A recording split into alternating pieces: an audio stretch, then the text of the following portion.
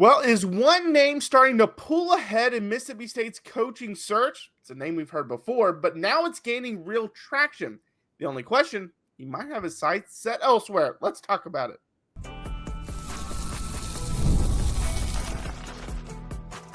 You are Locked On Mississippi State, your daily podcast on the Mississippi State Bulldogs, part of the Locked On Podcast Network, your team every day. Thanks for making Locked On Mississippi State your first listen every single day, part of the Locked On Podcast Network, your team every day. Also, shout out to the everydayers out there. All right, this episode is brought to you by Monarch Money. Take control of your finances with Monarch Money. Use code LOCKEDONCollege at monarchmoney.com for 50% off your first year. I'm Jaron Spor, a national college football writer at Athlon Sports. That's Landon McBride. We've got a packed show for you today. We've got an update on the baseball coaching search. We're going to talk about that off the bat. Then some massive news for some Mississippi State hoops action. We'll break that down and what Josh Hubbard's return means to the Bulldogs. And then, like we do every Friday, we end it with Next Up in Starkville. Kind of tell you what we're looking forward to over the weekend. But Landon, let's first start with the guy that we know now for sure is not going to be the head coach, which he to his credit, he said he was not going to be. Well, he said he had no plans. Yes, and which we talked about. You never know in this. Does that mean he's actually out? Well, he ended up signing a contract extension. So you're kind of wondering, and that's Wes Johnson at Georgia, by the way. You're kind of wondering if that was probably, and we mentioned this on that podcast. Was it just an agent ploy putting his name out there to get that extension that he just got? But Georgia obviously had a disappointing end to the season with the series loss to Texas A&M. Then they're already out of the SEC tournament. But overall, he's had a great season. Yeah, he really had a great season. And both of us kind of thought he was going to stay there. It didn't make a ton of sense for him to move. Like, I understand why his name was in the mix, but it didn't seem like he was one of the ones that was a real possibility. Right. So I'm kind of glad that he's already off the table, so we can all kind of move past it, get on to the other guys that are more of a realistic shot. Yeah, for sure. And let's get right into that. So the guy that kind of seems like he's starting to separate is Brian O'Connor. So for those that don't know, he's been at Virginia for several years, and kind of like Lemonis in terms of he won their first national championship in 2015. Now he hasn't had the decline that Lemonis had, but he won them their first national championship in 2015. He's a 5-time ACC Coach of the Year. He's a 3-time National Coach of the Year. He's built a powerhouse there. Yeah, he really has. He has been there for so long that it's kind of like, what would Virginia do if he does leave? Because he has just been there. I mean, he's the reason their team is what it is, honestly. But, I mean, he's a home run hire. If you get him, that's amazing. Like, if he can come here, you get him to leave that. You've seen, I mean, Virginia does not have near the background, the funding, everything that Mississippi State has. So if you could get him to come over, and that would be an amazing get. Yeah, for sure. I mean, anytime you can get a guy with his kind of pedigree would be awesome. And he just has that thing rolling. We already mentioned that this is a team that, won a national championship in 2015. And I get that's a decade ago. But they're 32-18 this year. It's one of kind of a down year because they started out as the number 2 team in the country, and they've kind of struggled this year. But overall, that's would be a very good hire. Now, the question is, does he look at other jobs? And the reason why I say that is because, and this might not happen now after what Texas A&M has done in the SEC tournament. They beat Mississippi State, turned around, beat Auburn, so it looks like they might be in a regional. But if they decide after one season, we got to move on, would Brian O'Connor rather go to that job than Mississippi State? I don't know that answer. Yeah, I don't either. And the only one who does is Brian O'Connor, and also the people who are putting the zeros at the end of the paychecks. With him, because he's already accomplished so much and he's built a program. I think it's going to come down, obviously, to an extent, it's all going to come down to money, but it's going to come down to what gives him the best chance to build on his legacy, essentially. And A&M obviously has all the money to do whatever they want to do. I mean, We see that with but winning there, and I will make Aggie fans mad. Winning there doesn't mean much. I mean, because if you talk to them, they're the greatest teams that have ever played, ever sport, ever. They've already won everything. They're the best. But they don't have like the great baseball tradition that putting another title, on the wall matters like it would at Mississippi State. So I think if that's what he wants, Mississippi State is where he looks. But if it's all about money, I mean, I don't know how he doesn't end up at A&M.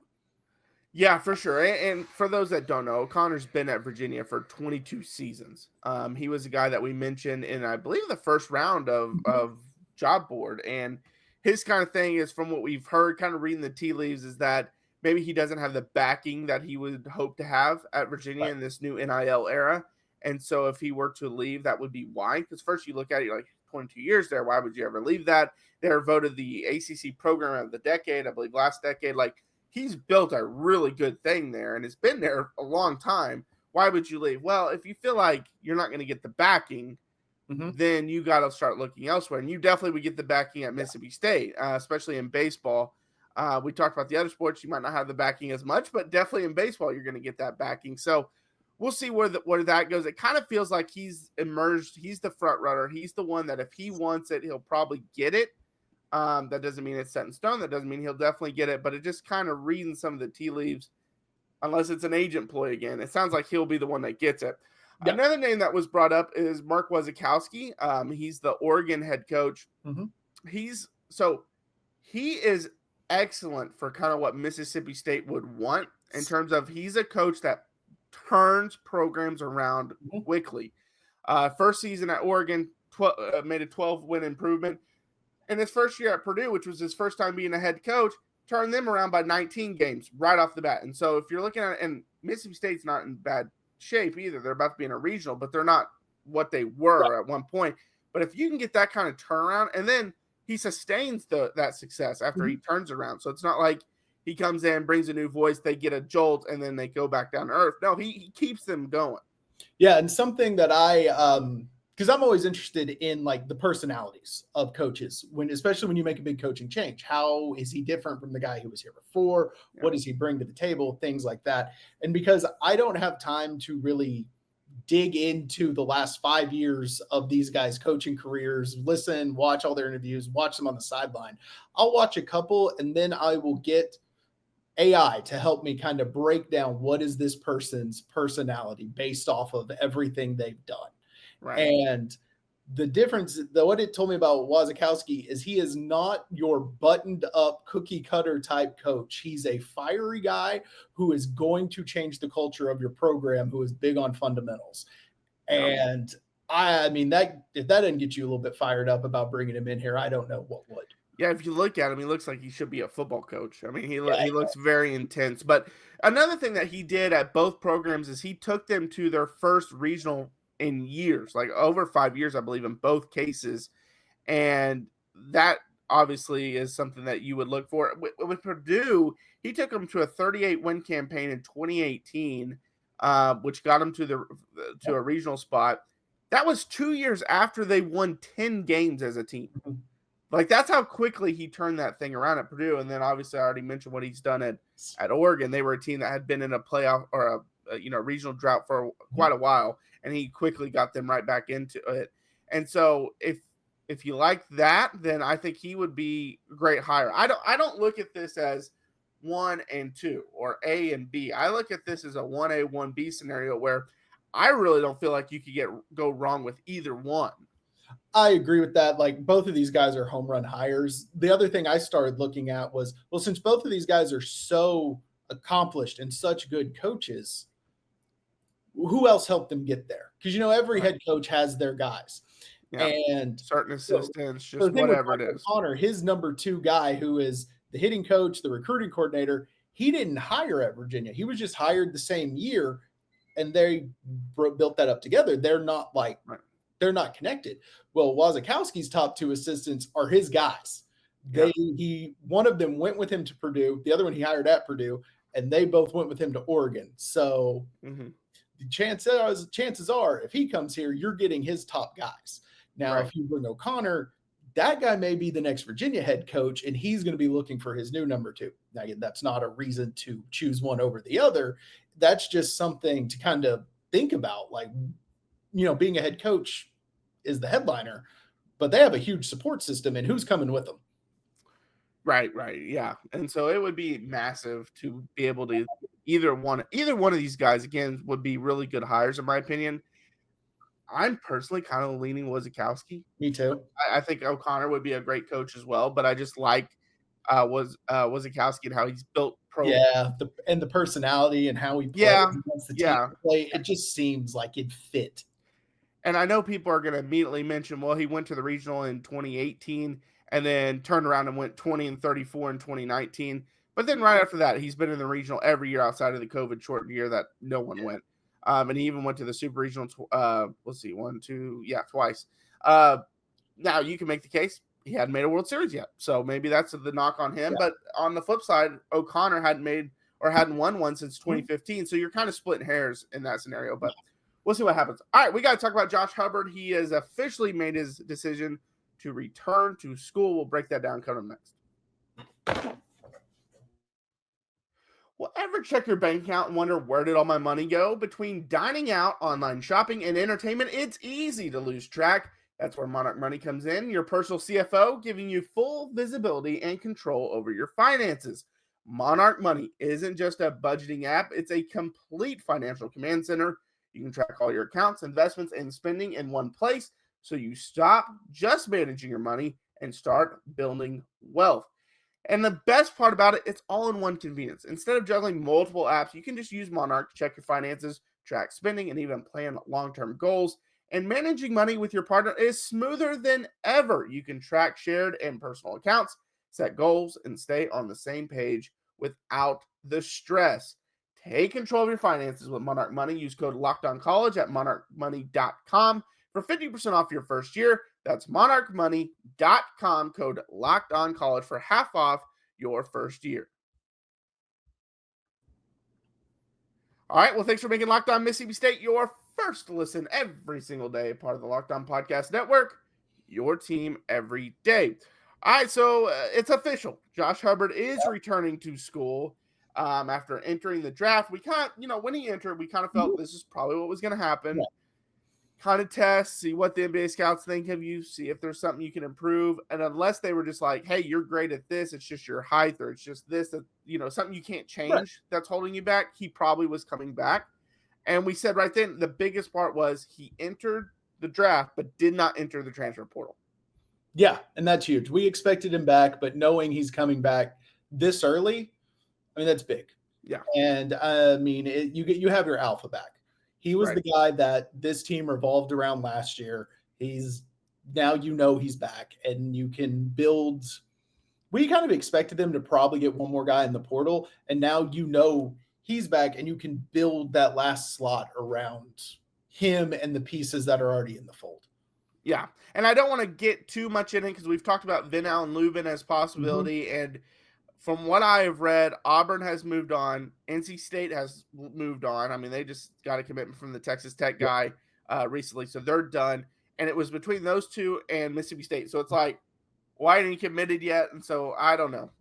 Everyone keeps saying that it's going to be any day, and he just hasn't pulled the trigger yet. So maybe he picked someone totally off the radar. I don't know. But regardless, getting Josh Hubbard back was the key because you weren't going to be able to have much success with the roster you had unless Hubbard came back. And we mentioned it. Every single piece that Mississippi State signed, we talked about how that would benefit Hubbard. Yes. For a reason, because Hubbard is still the thing that makes this thing go. He averages 18 points per game for his career in 2 seasons. He shoots 35% from the 3-point line. He's 2-time All-SEC. He was All-SEC tournament last year. Or in 2024, he was the SEC All-Freshman team. He makes everything go, and you had to have him come back, and that's exactly what they got, and that should give you a boost. I saw, I think it was John Rothstein, who does a great job, national guy, covers college basketball. As soon as he committed or decided to come back, Hubbard, he said Josh Hubbard equals Mississippi State NCAA tournament berth, and that's exactly right. That puts you back as being a tournament team. Yeah, it does. Bringing him back, obviously there's a couple pieces that have gone in the portal that we wanted to stay, but bringing him back puts you, if not exactly where you were last year, in that same place. Yeah, 8-9 seed. But at least, honestly, I think a little bit better, because with some of the things that guys they have brought in through the portal with, the big men that have come in, I think that's going to be a very nice addition, how Hubbard will play off of them.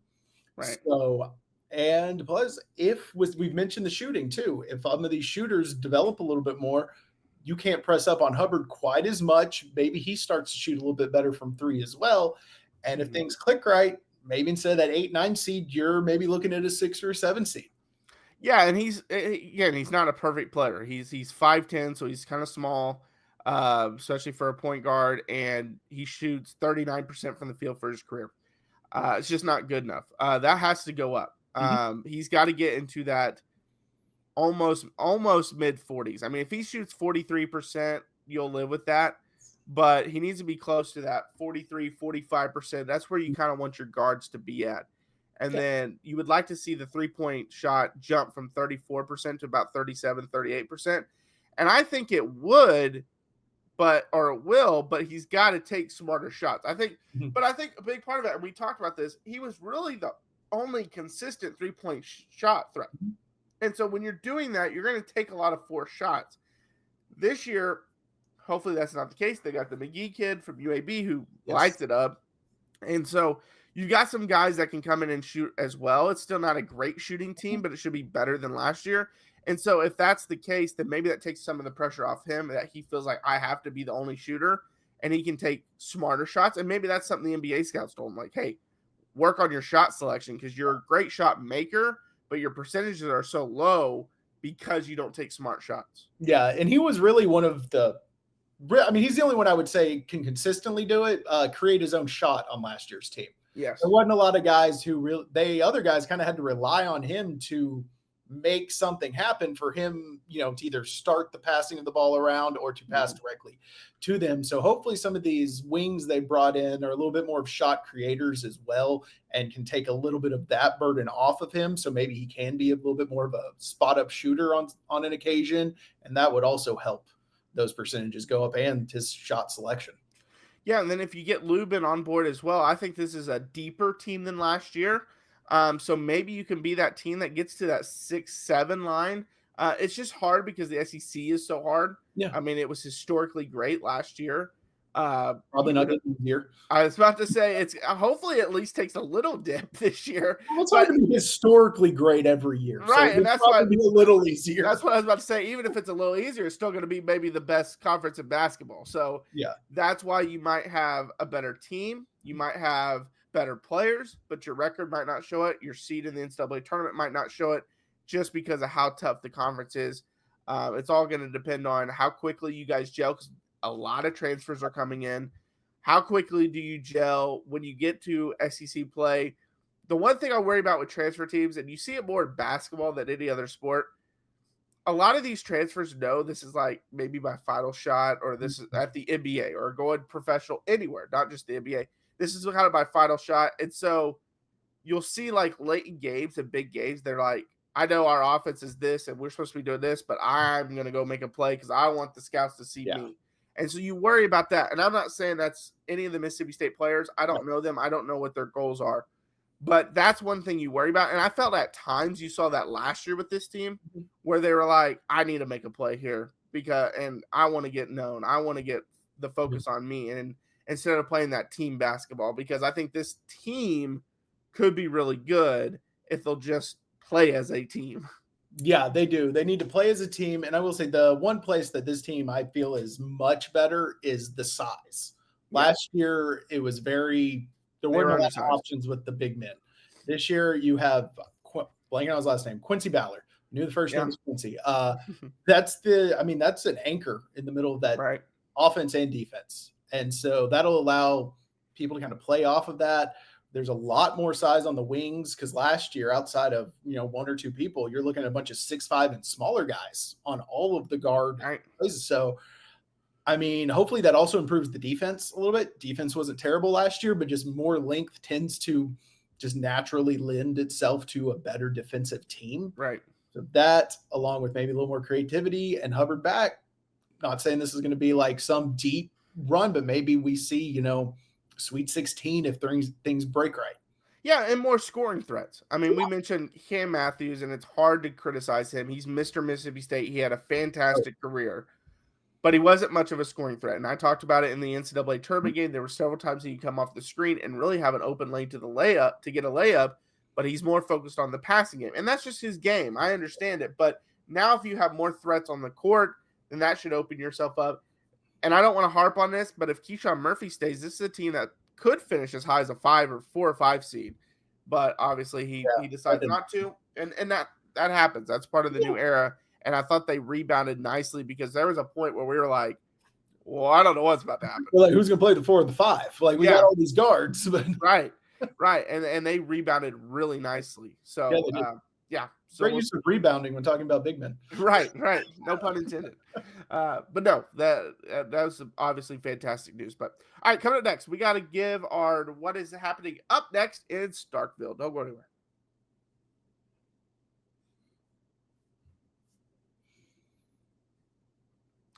All right, well, thanks for making Locked On Mississippi State your first listen every single day, part of the Locked On Podcast Network, your team every day. And shout out to the Everydayers. We're appreciative of you for listening to us every day. And those who comment every day. We love those. We love the interaction. All right, next up in Starkville. So what are you looking forward to this weekend?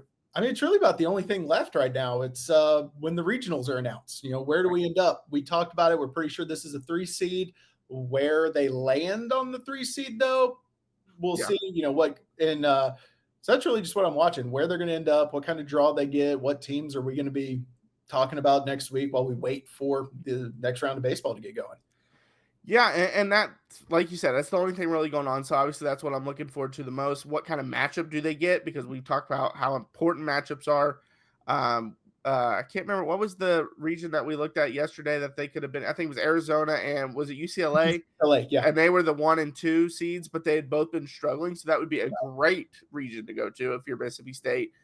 So I'm interested to look at that. Mm-hmm. Now, this is next up in Starkville, so this means that this is for sure happening this weekend. So this is why I didn't use this as my next up in Starkville. But I'm also just keeping an eye on the coaching hire process, not just at Mississippi State, just in general, because as we mentioned, Brian O'Connor, we think is probably the front runner for the Mississippi State job, but A&M is kind of lurking. Well, they should make a regional after what they've done the last 2 games. But if they don't on Sunday, do they fire their coach? Then does that make the domino of Connor going there?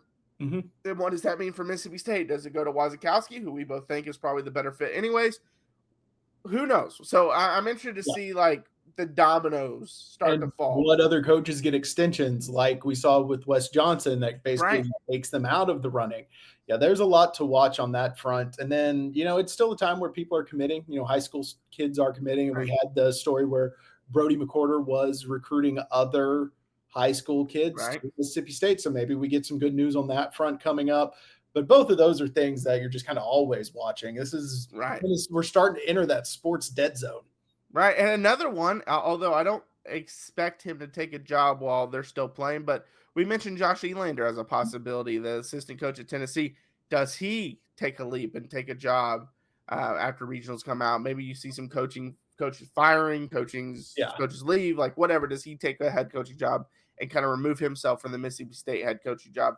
So that's Vidal and Lubin, we've still been waiting. So that's another one to watch. Yeah, that's another thing to watch. But overall, the only thing for sure that we know 100% is happening is this weekend we'll find out what regional Mississippi State's in. So that's what we'll have to watch. That's pretty much it. So thanks for making Thanks for making Locked On Mississippi State your first listen today. For your second listen, check out the Portal Show. Brian Smith has the latest rumors, portal entries, and signings. Be the most informed fan on the rapid changes to the college football landscape by the Portal on YouTube or wherever you listen to your podcast. I'm Jaron. Check out my work over on Athlon Sports. That's Landon. Follow us, Locked On Mississippi State. We're on Twitter, Instagram, TikTok, and YouTube. We post daily videos Monday through Friday. Have a great Memorial weekend. Reminder, we will still have an episode on Monday. So just because it's a holiday, you can check us out while you're riding the boat, on the They're leg. out there grilling. Just put it on. Make the put it family on. listen. Right. Definitely check it out. So, but have a great Memorial weekend. And until next time, Hail State. Hail State.